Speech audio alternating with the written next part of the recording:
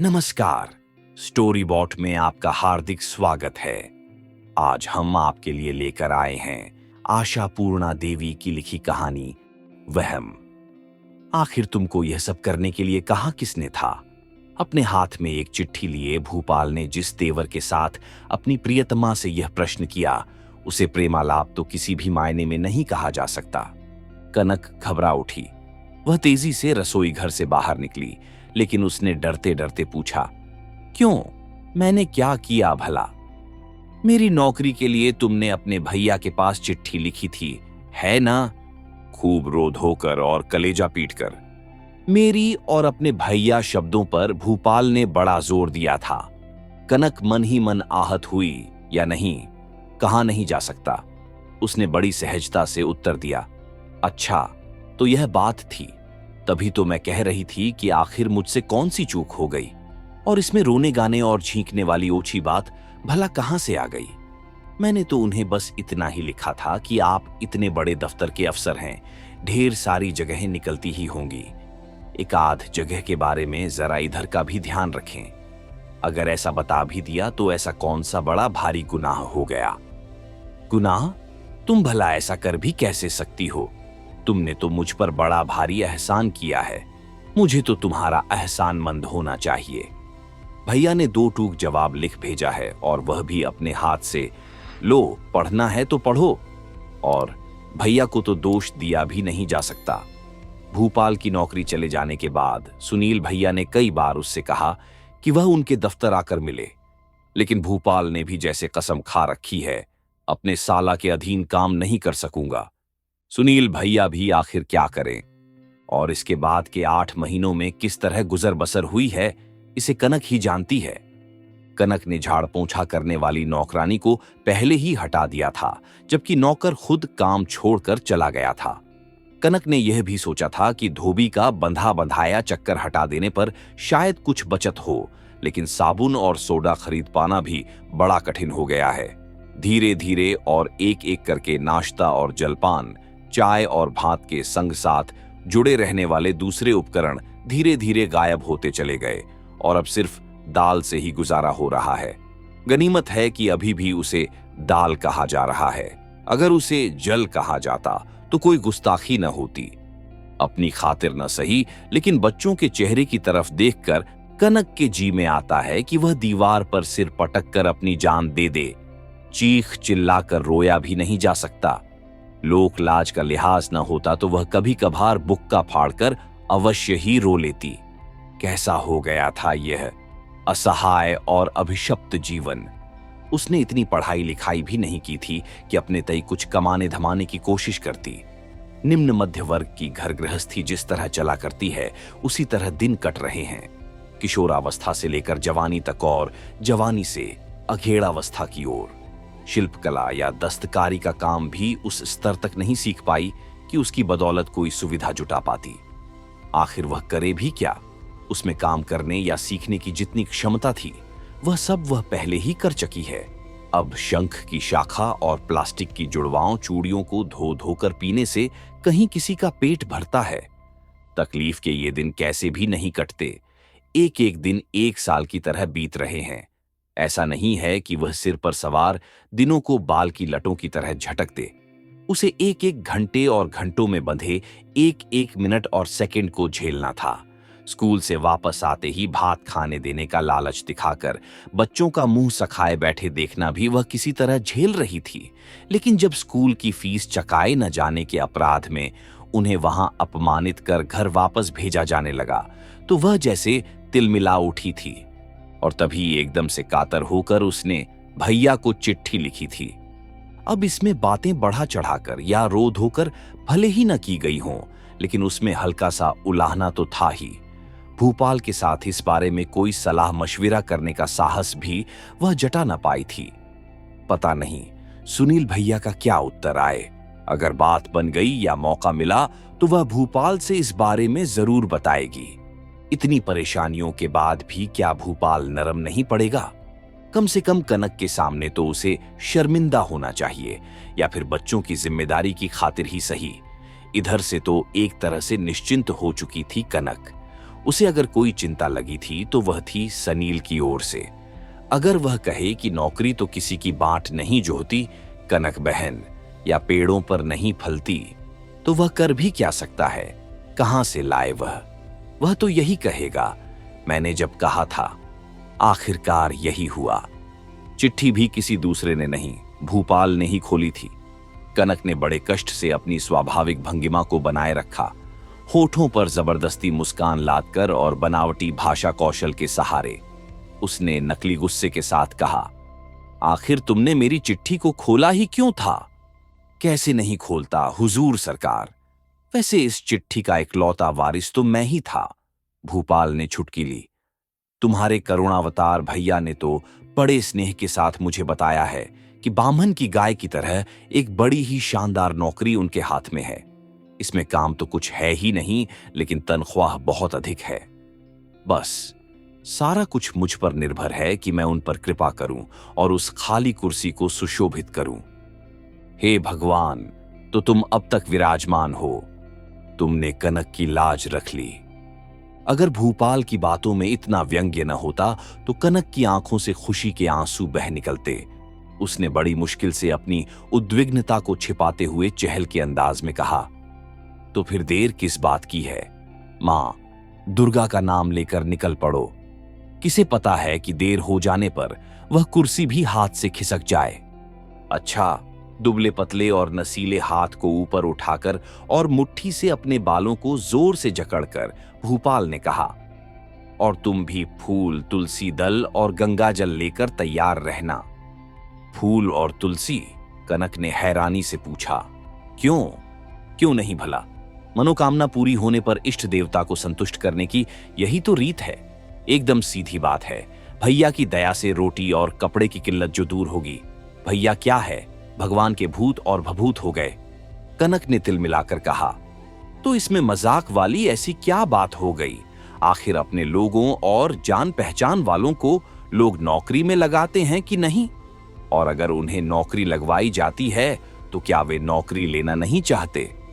लेंगे क्यों नहीं, जरूर लेंगे, लेकिन इस बात का ध्यान रहे कि मैं तो उनका आत्मीय जन हूं, कोई ऐरा गैरा दूर का रिश्तेदार नहीं। सारे नाते रिश्तेदारों में सबसे नजदीकी। कनक ने इस मौके पर अपनी नाराजगी को दबाने या छिपाने की कोशिश नहीं की। उसने तीखे स्वर में कहा, तुम्हारे लिए भला वह आत्मीय जन क्यों होने लगा? वह तो सड़क पर चलता हुआ एक अनजाना सा आदमी है, लेकिन याद रखना कि वह मेरा सगा भाई है। तो फिर तुम ही नौकरी कर लो न जाकर। भूपाल कड़वी बातें नहीं बढ़ा रहा था, जहर उगल कर लौट रहा था। इस बीच उसके सिर में जोर का दर्द होने लगा था। उसे बातें करने में भी तकलीफ होने लगी थी। भात न खाकर भी वह कुछ दिन गुजार सकता था, लेकिन चाय के बिना वह रह नहीं सकता था। तो भी उसे चाय के बिना रहना तो पड़ ही रहा है, और तभी शरीर उससे बदला ले रहा है। भूपाल अपने बिछावन पर पड़ जाना चाहता था, लेकिन कनक ने रास्ता काटते हैं जले भूने स्वर में पूछा, तुम समझते हो तुम्हारे मन में जो आएगा तुम वही करोगे? तुम्हें पता भी है कि घर संसार कैसे चल रहा है, देख नहीं पा रहे? लेकिन भूपाल ने भी छूटते ही उत्तर दिया, यूं ही देख भी कैसे सकता हूं? टपाटप राजभोग निगल रहा हूं, किमखाब के गद्दे पर सो रहा हूं। बाहर भीतर क्या हो रहा है कुछ पता नहीं चल रहा। राजभोग तुम ही नहीं, सभी भकोस रहे हैं। कनक जैसे चीख पड़ी, बच्चों के सखे चेहरे की तरफ कभी देखा भी है तुमने? मैं ठहरी औरत जात, तो भी मेरे जी में यही आता रहता है कि बाहर सड़क पर निकल जाऊं और छोटा मोटा जो भी काम मिले करूं, उससे गुजारे लायक कुछ तो पैसे मिलेंगे। और एक तुम हो, मर्द की औलाद, तुम्हें जरा शर्म नहीं आती? सरदर्द के बहाने तकिए पर तकिया चढ़ाए पड़े रहते हो, और ऊपर से झूठा गुमान भी कैसा, साले के मातहत काम नहीं करूंगा। अरे देख लेना, उनके ही सामने तुम्हें हाथ फैलाना पड़ेगा। वैसी नौबत आने के पहले मैं सड़क पर भीख मांगना पसंद करूंगा, कहता हुआ भूपाल फिर अपने कमरे की तरफ बढ़ चला। लेकिन कनक ने भी तय कर लिया था, चाहे जो हो जाए वह उसे आज इस तरह बख्शेगी नहीं।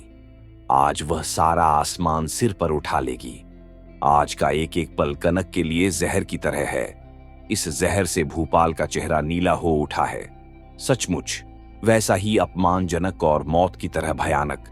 सुनने में भले ही लगे, लेकिन उसकी मन की आंखों के सामने सब कुछ साफ दिखता है। भूपाल का चेहरा देखते ही उसके रोम रोम में जैसे आग सुलग उठती है। क्यों? भला क्यों? चारों हाथ पांव सलामत रहने के बावजूद भूपाल इस तरह काहिलों की तरह क्यों पड़ा रहता है? भूपाल अपने तई काहिल नहीं जान पड़ता, लेकिन कनक चाहती है कि भूपाल और भी कोशिश कर देखे। पास पड़ोस से अखबार मांगकर पढ़ने और खाली जगहों के विज्ञापन देखने भर या कभी कभार एकाध जगह पर साक्षात्कार देना ही काफी नहीं है। इससे भी बढ़कर कोशिश करने की जरूरत है। रास्तों पर घूम घूम कर, हाथ जोड़कर, लोगों के पांव पकड़कर, कुली या मोटिया का काम कर, रिक्शा खींचकर, जैसे भी हो भूपाल को घर में 2 पैसे कमा कर लाना है। पहले के दिनों में अपने पति के हताश और दयनीय चेहरे को देखकर कनक के सीने में करुणा का ज्वार सा उमड़ा करता था। वह चाहती थी कि भूपाल घर संसार की तमाम परेशानियों से मुक्त रहे, लेकिन अब उसके मन में ऐसी कोई सहानुभूति पैदा नहीं होती। तब भूपाल के मुंह से किसी तरह की कोताही की बात सुनती थी तो वह उसे रोक दिया करती थी या हंसकर उड़ा देती थी। यहां तक कि शास्त्र वचन का हवाला देती हुई उसे दिलासा देती थी। पुरुषों के मन की 10 दशाएं होती हैं। वही कनक आज मौके बेमौके भूपाल की कोताही और लापरवाही को फटकार सुनाती रहती है। कोई बात चली नहीं कि उसे दुरदुरा देती है। आदि स्नेह, सहानुभूति, करुणा, प्रेम और ममता की सभी धाराएं सूख गई हैं। भूख से बिलबिलाते नीरू और नूपुर की गर्म सांसों की आंच में, और उसका मन कठोर हो गया है अपमानित सनत और सुधीर की सूनी और फीकी नजरों की चाबुक से। 4 बच्चों की 4 जुड़वाओं आंखों का मौन तिरस्कार कनक को लगातार बींध जाता था। बच्चों के स्नेह से भी अधिक जो बात उसके कलेजे को गहरे बांध जाती थी, वह थी खुद अपनी ही आंखों में गिरा देने वाली शर्म। उसके जी में यही आता कि कैसे वह जमीन में गड़ जाए, जब भात परोस कर फीकी दाल की कटोरी आगे बढ़ाने के सिवा उसके पास कुछ भी तो नहीं रहता। धरती फटे और उसमें वह कैसे समा जाए। उसे एक के बाद दूसरे और आने वाले हर दिनों में तबीयत खराब है का बहाना बनाना पड़ता है। क्या करूं बेटे, खाना ठीक से बना नहीं पाई। अगर ऐसी स्थिति में हाथ पांव में कहीं चोट या खरोंच लग जाए तो शायद आयोडीन तक न मिले। पेट दुखने लगे तो सोंठ का पानी चाहिए, और वह सब भी कहां से आए, ये सब बताने की जरूरत पड़ सकती है। कनक को ऐसा बुरा सपना भी देखना पड़ सकता है। ऐसा उसने कब सोचा था। घर गृहस्थी के काम आने वाली हर एक मौजूद चीज धीरे धीरे गायब होती चली जा रही है और वह फिर दोबारा नहीं दिखती। कपड़े लत्ते, जूते मोजे सब धीरे धीरे विदा हो रहे हैं। सारा रख रखाव बिखर गया है। भूपाल ये सब समझ नहीं पाता। अगर बच्चों ने कभी किसी बात पर जरा सा भी असंतोष प्रकट किया तो उसका जी जल जाता। उसका तर्क भी कुछ अजीब सा था। भूपाल कहा करता, ये कोई पराये नहीं है, नाते रिश्तेदार नहीं हैं, अरे घर के बच्चे हैं। अगर ये भी अपने बाप का दुख नहीं समझेंगे तो बाप को क्या पड़ी है कि इनकी आरती उतारता रहे। मैंने कोई इनकी तमाम जिम्मेदारियां उठाने का ठेका ले रखा है। कनक की बातों से भूपाल के तर्क का कोई तालमेल नहीं। तभी भूपाल की बात सुनकर कनक के तन मन में आग सी लग जाती है। अपनी तीखी आवाज में ढेर सारी कड़वाहट घोलते हैं कनक बोली, भीख मांगोगे फिर तो बड़ी मर्दानगी बची रहेगी, है ना?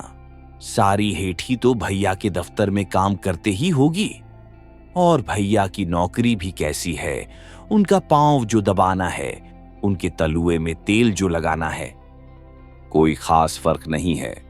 तो फिर तुम नहीं करोगे नौकरी? नहीं। तो फिर भैया को क्या जवाब दोगे? कोई जरूरी है उत्तर देना? तुम चाहो तो जवाब दे देना, मुझे उसकी कोई खुशामद नहीं करनी है। कनक का चेहरा घृणा और गुस्से से विकृत हो गया। वह चिड़चिड़े स्वर में बोली, मुझे पता है तुम भैया से इतना क्यों चिढ़ते हो। वे एक बड़े अफसर हैं, गाड़ी पर घूमते फिरते हैं, तुम्हारा कलेजा सुलगता रहता है। लेकिन यह याद रखना, मैं अब तुम्हारे कहने में नहीं रहूंगी। अगर हुआ तो भैया के पास चली जाऊंगी या फिर किसी के यहां झाड़ू पोंछा करूंगी। अब यही तो देखना है कि तुम्हारी अकड़ भला किस बात और बूते पर टिकी रहती है। भूपाल और कनक आज एक दूसरे को काट खाने वाले खूंखार जानवर की तरह दिख रहे थे। वे एक दूसरे को फाड़ खाने पर उतारू थे, वरना भूपाल की आंखों में ऐसी आग क्यों जल रही होती, उसकी बोली में ऐसी कड़वाहट क्यों थी। जब कमाई ही करनी है तो चाकरी करने क्यों जाओगी, और भी तो कई तरीके हैं। क्या कहा तुमने, क्या कहा? ना, मैंने कुछ कहा नहीं, लेकिन भैया भाभी की खुशामद करते हुए उनके यहां जाकर अड्डा जमाना भी कुछ बुरा नहीं होगा। उनकी झूठन कूटन से भी किसी न किसी तरह पेट भर ही जाएगा। ठीक है, मैं वही करूंगी, अगर न किया तो मैं भी। कनक के होठों तक आकर एक कठोर और कड़वी कसम अटक गई, क्योंकि ऐसी कसमें खाने का अभ्यास न था। उसका गला रुंध गया। दूसरे दिन सुबह भूपाल घर से बाहर निकल गया। शाम ढल गई, रात हो आई, उसका कोई पता न था। कनक गुस्से में भरी थी। तभी नीरू दौड़ती हौफती मां के पास पहुंची और बोली, मां, बड़े मामा आ रहे हैं। भैया! उसे अपने पांवों के नीचे से जमीन खिसकती सी लगी। आंखों के सामने अंधेरा सा छाने लगा। वह क्या जवाब देगी, क्या बहाने जुटाएगी? वह भूपाल को धक्के मारकर तो उनके पास नहीं भेज सकती। खुद जाकर तो वह नीकरी मांगने से रहा, तो फिर क्या कहे, क्या करे? क्या वह भूपाल की बीमारी का बहाना बनाए, या फिर उनसे यह कह दे कि भैया, तुमको कुछ लिखकर बताना ही मेरी गलती थी। उनकी तबीयत इन दिनों काफी बिगड़ गई है, आजकल वह काम नहीं कर पाएंगे। क्या सुनील भैया उसकी बात पर यकीन कर लेंगे? जो आदमी घर से बाहर निकल पड़ा है, उसको बीमार बताना इस मौके पर एक तरह का मजाक या बात का बतंगड़ विलास ही तो है। क्या उनकी नजर इस घर की बदहाली पर नहीं पड़ेगी? भैया के यहां आने पर कनक में इतनी भी क्षमता नहीं है कि वह उन्हें एक कप चाय तक पिला सके। क्या उसके भैया सनील इस बात को नहीं समझते? ऐसा न होता तो कभी कभार जब इधर आना हुआ तो वे छूटते ही कह देते हैं, तू खाने पीने का कोई हंगामा खड़ा न करना कनक, तुझे पता नहीं मेरा पेट बड़ा ही अपसेट है। इसके बाद भी क्या अब भी अपना सड़ा गला अहंकार लेकर पड़ा रहेगा? भूपाल और क्या सुनील उसकी इस मानसिकता को समझ नहीं पाएगा? वह क्या कहे भूपाल को, और किन शब्दों में उसे बुरा भला कहे? क्या वह भूपाल के बारे में जली कटी सुनाकर उसे और भी जलील न करे? अरे कनक, कहाँ है रे तू, कैसी है? भैया की स्नेहिल पुकार कनक के सीने में हथौड़ी की चोट की तरह पड़ी। भैया! अपने फटे आंचल को समेट उसे अपनी साड़ी की तहों के बीच छुपाते हुए वह आगे बढ़ाई और बोली, अरे भैया, तुम! अब की बार तो तुम बहुत दिनों के बाद आए। समय ही कहाँ मिल पाता है रे, और आजकल काम का इतना दबाव है कि न आ पाने की वजह क्या हो सकती है, इसे अपनी भलमनसाहत के नाते छुपाते हुए भी वह जाहिर थी। भूपाल के स्वभाव से उखड़कर ही सुनील भैया ने इन दिनों आना जाना कम कर दिया है। क्यों? आखिर काम इतना बढ़ कहां से गया? हालांकि कनक को अपना यह सवाल खुद ही बेमतलब सा जान पड़ा। अरे एक अफसर है, साला बंबई जाकर जम गया है। खैर, भूपाल को मेरी चिट्ठी तो मिली है ना? तुम्हारी चिट्ठी? कनक जैसे आकाश से गिरी। तुमने उसे चिट्ठी भेजी थी? उसने हैरानी से पूछा। हाँ रे, सुनील ने आक्षेप भरे स्वर में पूछा। उसे नहीं मिली, तभी मुझे शक हो रहा था। तू देख रही है ना, ये आजकल डाक की क्या हालत हो गई है। दमदम से कलकत्ता, आखिर कितने दूर हैं दोनों? यही 15-20 किलोमीटर, और चिट्ठी आने में 5 दिन लग जाएंगे। छी छी, सुनील ने कुछ सोचते हुए फिर जोड़ा, परसों शाम को ही चिट्ठी डलवाई है ना। खैर, मैं जरा घूम फिर आऊं। और हमारे बाबू साहब कहाँ हैं? उनकी मति गति फिरी है। हाँ भैया, और मैं भी यही बताना चाह रही थी। काफी भाग दौड़ के बाद उन्हें एक काम मिला है, किसी बैंक में। अच्छा, काम मिल गया है? सुनील की आंखें फटी रह गईं। भूपाल को नौकरी मिल गई। हाँ भैया, उन्होंने किसी जान पहचान वाले को बता रखा था जिस दिन मैंने तुम्हें लिखा था। उस दिन तक तो बात बनी नहीं थी, लेकिन दूसरे ही दिन उन्होंने आकर बताया कि काम मिल गया है। सुनील ने निराशा के स्वर में कहा, इतने दिनों तक बेकार बैठा रहा और ऐन वक्त पर उसे दूसरी नौकरी भी मिल गई। इधर मैं कितना परेशान रहा, कितनी मुश्किलों से उसके लिए एक अच्छी सी नौकरी का जुगाड़ करा पाया। अब की बार कनक के हैरान होने की बारी थी। क्या तुमने सचमुच उनके लिए नौकरी का बंदोबस्त कर दिया, और वह भी पलक झपकते? सचमुच, मैं तो कल ही हंसी हंसी में उनसे कह रही थी, चलो नसीब ने पलटा तो खाया, और हो सकता है भैया भी तुम्हारे लिए कोई न कोई नौकरी अवश्य जुटा देंगे। तो पता है उन्होंने क्या कहा? लगता है नौकरी ऐसे ही पेड़ों पर फला करती है।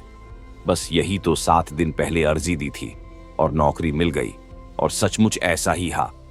भैया, अगर नौकरी इतनी आसानी से मिलनी थी तो वे काहिलों की तरह इतने दिनों तक घर में क्यों बैठे रहे? कनक यह सब पूछकर बड़ी हैरानी से और बड़े भोलेपन से भैया की ओर ताकती रही, एक नन्ही बालिका की तरह, कुछ ऐसी मासूमियत से कि दीन दुनिया के बारे में उसे कुछ नहीं मालूम। उसे तो बस यही जान पड़ता था कि अगर मर्द घर में बेकार बैठा हो तो काहिल ही हो जाता है। सुनील थोड़ी देर तक चुप बैठा रहा, फिर उसने कनक से पूछा, तू किस बैंक के बारे में बता रही थी? नाम तो मैं नहीं जानती भैया, लेकिन बता तो किसी बैंक के बारे में ही रहे थे। उनके किसी दोस्त के चाचा या ताऊ वहां कैशियर हैं। कह रहे थे पगार भी अच्छी ही मिलेगी। फिर तुमने जो इतना कुछ किया उसका क्या होगा भैया? हाँ, थोड़ी बहुत परेशानी तो होगी, और क्या। वैसे बड़ी कोशिश की थी, और यह भी पता नहीं चल रहा है कि आखिर उसे वहां काम कैसा मिला। वैसे यह काम सचमुच अच्छा था, आगे तरक्की मिलने की भी उम्मीद थी। फिर तो यह तुम्हारे लिए बड़ी परेशानी की बात हुई। ऐसा नहीं हो सकता कि तुम इसे किसी और को दे दो? हाँ, कनक ने पूछा और आगे जोड़ा, वैसे ये भी जान पहचान वाले हैं, दोस्त के चाचा। सुनील उठ खड़े हुए। यह क्या, इतनी जल्दी जा रहे हो? ऐसा नहीं होगा। आज मह मीठा कराए बिना मैं तुम्हें जाने न दूंगी। अब जैसा भी है, खबर तो अच्छी है। अरे ओ सनत, सुन तो बेटे। कहती हुई वह अंदर वाले कमरे में गई और बेटे से बड़ी धीमी आवाज में गिड़गिड़ाते हुए बोली, सुन बेटे, दौड़ कर जा और मामा जी के लिए 2 बर्फी तो ले आ। पैसे मैं बाद में चुका दूंगी। दुकानदार से कहना मैं हड़बड़ी में दौड़ा चला आया। क्या फिर उधार लाना होगा? नहीं, भले ही तू मेरा गला काट दे। और यह कहकर सनत ने खिड़की की तरफ मुंह फेर लिया। क्या पता मामा जी पढ़ाई लिखाई के बारे में कुछ पूछ बैठे। इसी डर से तो मैं अब तक बाहर नहीं निकला था। इससे क्या हो गया बेटे? कनक की आवाज धीरे धीरे और भी धीमी और फीकी पड़ गई। तुम लोगों ने तो जैसे कसम ही खा रखी है। जरूरत पड़ने पर क्या मोहल्ले की दुकान से लोग सामान उधार नहीं लाते हैं? वही लाते हैं जो उधार चुका पाते हैं, सनत ने खिड़की से बाहर ताकते हुए ही कहा। तो तुम यही कहना चाहते हो कि मैं उसका उद्धार नहीं चुकाती? ठीक है, मैं देखती हूं, कहीं कुछ है। आखिर बड़े बाप के बेटे जो ठहरे तुम। पिछवाड़े के दरवाजे से पीछे घूमकर कनक रसोई घर में आई। है, अभी भी 1 रुपया बचा है। पौष संक्रांति के दिन उसने 1 रुपये के सिक्के के साथ बाउनी बांधा था। खुली छप्पर के नीचे जाले में वह पोटली आज भी बंधी हुई है, फूस से मढ़ा और सिंदूर से पता वह सिक्का। अभाव के राक्षसी पंजे ने आज तक कम से कम उसकी तरफ हाथ नहीं बढ़ाया था। शायद उसने बढ़ाने का साहस किया भी न था। कनक का हाथ वहां तक पहुंचेगा, सहस्त्रबाहु की तरह अपना जाल फैलाए काल की सीमा में। लेकिन इसके बिना चारा भी क्या है?